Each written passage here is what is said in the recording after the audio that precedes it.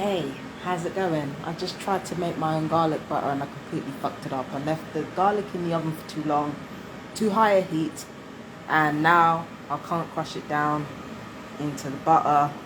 But at least I've got like some interesting butter to spread on my bacon sandwich tomorrow, so that's a good thing. Today has just been really, really good. There's been like minimal fuss all day, apart from that one, I don't know, apart from that one thing that happened today. Really nothing dramatic at all. Everybody's been chilling. Well, at least too petrified to rock the boat. So it's been alright. Just been watching YouTube videos all day. But I've also been doing some astrological work, because what I like to do is while I'm doing my astrological work, I have my music or YouTube videos in the background. So I've just been doing that. It really made me think about addiction though, because I haven't been watching Euphoria, but I've been watching reaction videos on it. And I'm writing down the 12 steps to overeat is anonymous, because I've kind of been dipping in and out of that. And there is one thing that my OA buddy told me. I can't reveal their name, but there's one thing my OA buddy told me that really makes sense when it comes to addiction in the first place. Addiction is never about the thing that you're addicted to. It's always, like I've said before, right? A significant amount of trauma can result in the body or the mind looking for safe harbor. Because what your body is doing when it's going through the trauma it's going through is that there are serotonin spikes and drops, and there are dopamine spikes and drops. Now, dopamine is a thing that actually causes us to be addicted. Like, for the most part, it's about the dopamine, right? The dopamine rush, the pleasure hormone, the dopamine rush that we get from being online or eating or watching TV. It's an instant hit, right? And addiction to dopamine is basically our body's security blanket. The body is recognizing, okay, I've suffered a real shock here, or in my case as a TI, several big shocks. So what I need in order to kind of manage it is a dopamine hit. Now, people can get it from different ways. They can get it from sex, they can get it from drugs, they can get it from drink, they can get it from food in my case, internet in my case, even romance, because romance can, especially like infatuation, that can spike up your dopamine some, passion. And the thing is, in small doses, like in reasonable doses, not even small, like reasonable, everything that I'm talking about, aside from the drugs, of course, apart from weed, can actually be a good thing, like in reasonable doses. But what happens when you're so traumatized that your body needs more dopamine to cope than it can really handle? Whilst watching one of these Euphoria reactions, something profound was said during that program. The main character, Rue, said something along the lines of, drugs are the only reason I haven't killed myself. Nobody ever talks about that. Nobody ever talks about how your addiction is sometimes the only thing keeping you alive. Because there's that thing, isn't there, where when you're close to death, the only thing that really reminds you that you're alive is your pain. So if you're addicted to stuff, addiction is a painful process to go through. So literally the same thing that's killing you is also the same thing that's keeping you from dying in the first place. So it's like you're in limbo the entire time, where you don't want to die, but you don't really want to live either. Like, everything is tiring and exhausting. And the addiction that is supposed to be your safe harbor, it's your body basically crying out, look, I need stability. I need some sort of assurance. I need some sort of just something to ground me. I need something to ground me. Everything's so chaotic. Everything is just so fucked up. I need safe harbor. Our addictions are the only thing that ground us sometimes. And sometimes, as much as they can kill us, sometimes they're the only thing keeping us alive. Is that constant pain of needing safe harbor after all that fucking trauma that we've suffered. So what I'm doing now is I'm writing the 12 steps of the Overeaters Anonymous. I'm not writing it just for my overeating though, because the way I work emotionally is I like to get to the root of things. So instead of saying I want to have control over what I eat or what I do, I simply say I want to have control over my addictions, over my addictive qualities, because it was never about food. Just like it's never about drugs, just like it's never about drink, just like it's never about the internet, just like it's never about anything like that. It is always about the safe harbor, the emotional security blanket. Sometimes you all need a way to cope, and the addiction is the body's way of saying, I have been badly fucked up here and I need assistance. But the insidious thing about addiction is that when it's not anything to do with drugs or drink or sex or anything like obviously corrosive, when nobody around you takes it seriously, or nobody around you takes your addiction that seriously, and they kind of view it as a joke or view it as something that's not really that deadly, in a way that can make it worse, because there's sort of that blurred line, isn't there, that you're always treading. You feel like you're always treading on thin ice when your addiction is not that serious. Sometimes you think you're well when you're not. I'm not hungry. What the fuck am I doing making garlic butter? Like, I mean, I just wanted to experiment in the kitchen and that's great, but like, I'm not fucking hungry. Like, it's very, very fucking obvious that I'm not hungry. I've eaten.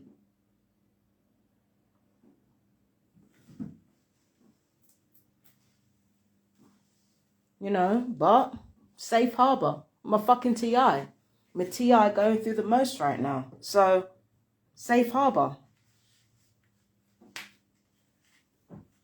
Sometimes addiction is the only thing keeping us fucking alive sometimes. But how do you manage that? How do you manage that? How do you manage your addiction when your addiction ain't really serious enough for you to be spending hundreds and thousands of pounds on something? How do you manage your addiction when it's always teetering and it's always borderline and it's never serious enough for people to say to you, look, this is becoming a real problem? What do you do when your addiction is,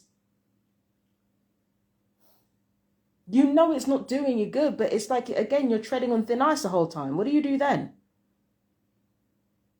And all you have is you.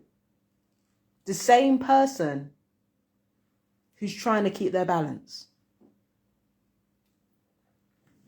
That's not to say I have it as hard as other addicts. I don't have it as hard as them. I have it rougher than most people because I'm a TI, right? TIs have it rougher than most people. But in terms of addiction, I'm not by far, like, I don't have that many problems in comparison to somebody else with addictive problems, but I am an addict and I do have dopamine problems because of the trauma. And every day I have to find a way to manage that trauma. I have to manage that instinct within me to say yes to something even when it doesn't make me feel good. I have to learn to say no when something doesn't make me feel good. That's another thing about addiction. You're out of step with your emotions. You're out of step with your emotions and you don't recognize what's good for you and what's bad for you anymore, because it's like you don't trust your own feelings. Your feelings are telling you the whole time, but it's like your chemical imbalances have basically overstepped that and said, all right, I know how you feel, but let's do this though. Let's do this though, and we'll feel better, right? We'll feel better. And it works for about 5 seconds.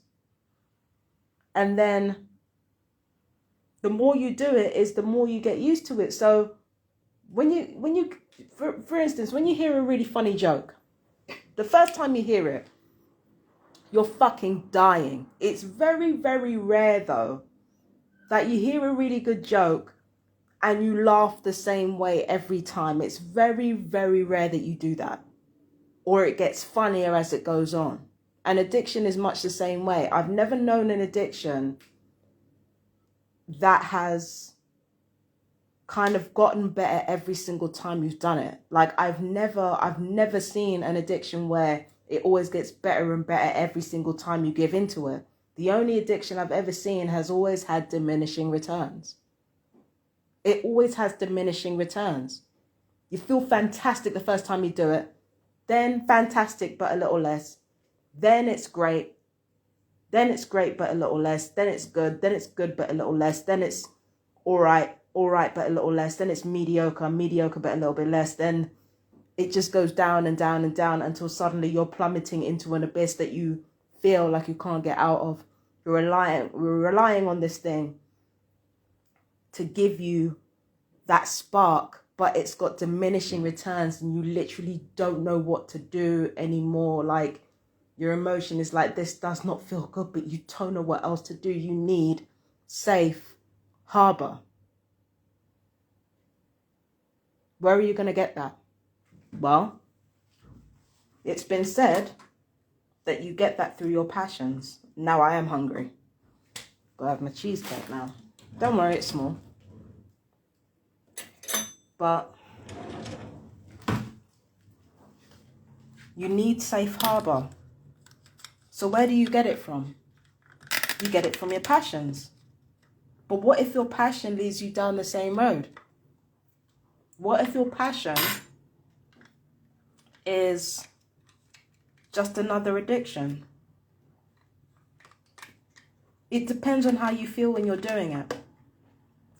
For instance, I like the occult.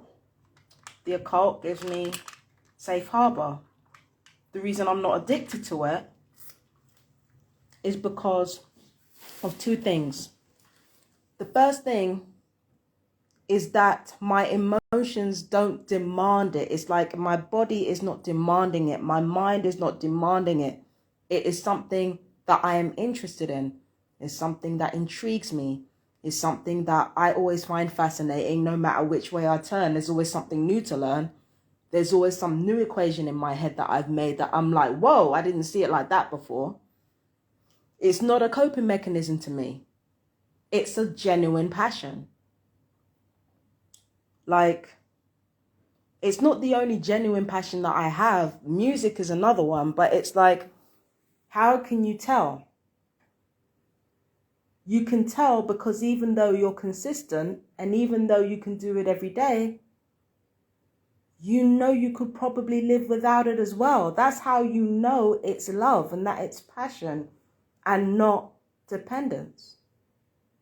You know you could live without it. Addiction, you're not always... Addiction, I mean, you know you can live without that as well, but can you though? If it's the only thing that's stopping you from fucking ending your life, how do you know you can't live without it?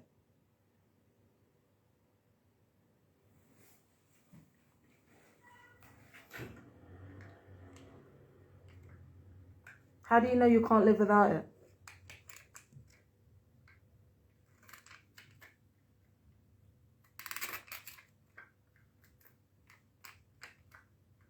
It's all, you know, addiction fucks with your emotions. But is it really addiction or is it just trauma that fucks with your emotion? And our unwillingness or inability to deal with the trauma that fucks with our emotions? Or maybe It's the fact that people felt the need to traumatize us in the first place that fucks with our emotions.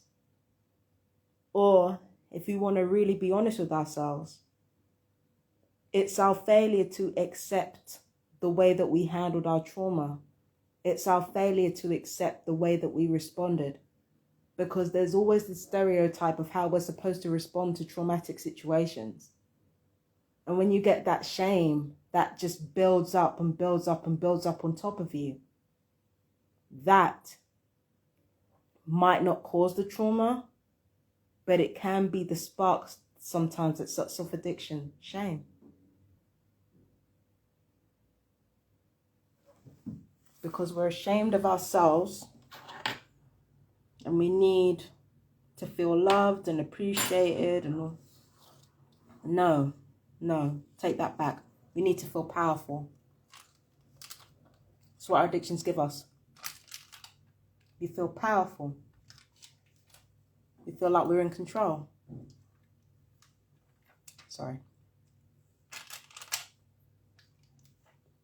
We feel powerful and in control when we're addicted to something. That's what we're really after. The best way to deal with power, to deal with shame, is through power. And addiction, however fleeting, it gives us that.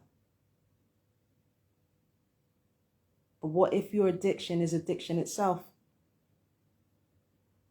What if it's not to a particular thing, but you're addicted to addiction in and of itself? What then?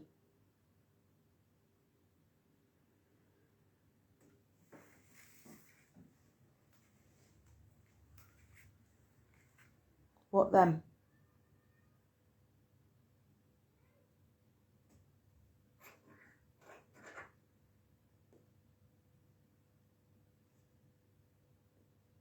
I don't know. So yeah, when you're addicted to addiction itself, you can be addicted to anything that gives you a false sense of power, not just food, drugs, sex, or social media, or media in general, or anything like that, or romance. You can literally be addicted to that rush of feeling like you're the most powerful being on the planet, even if that only lasts for like 5 minutes.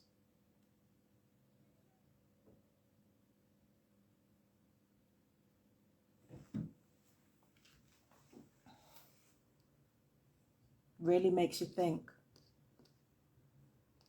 I'm gonna try that garlic butter tomorrow. I've seasoned the butter as well, so I think it will slap. Personally, I think it will slap in spite of the roast failure.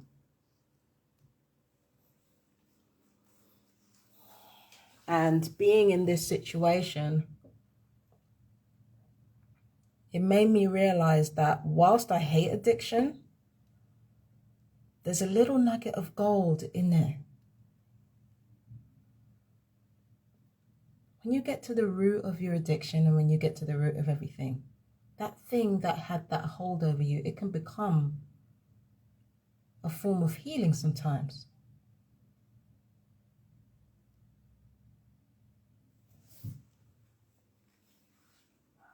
Especially when your intentions are good. My addiction to food, it turned into me learning to cook and me trying new and different foods, which led to me eating healthier and drinking more water and expanding my palate. My addiction to social media, it turned into me turning social media into an online diary, which in turn helped other TIs to be able to express themselves. My addiction to romance turned into a genuine interest in spicy psychology, otherwise known as alchemy. My addiction to validation, it turned into finding different ways to love myself and to address my trauma. Sometimes you find that little spark and then it turns into a thing that's healthy, and then it doesn't have the same power over you as it once did. For me, the only way out was through. For someone else, the only way out might just be to get the fuck out. Especially if it's really, really serious.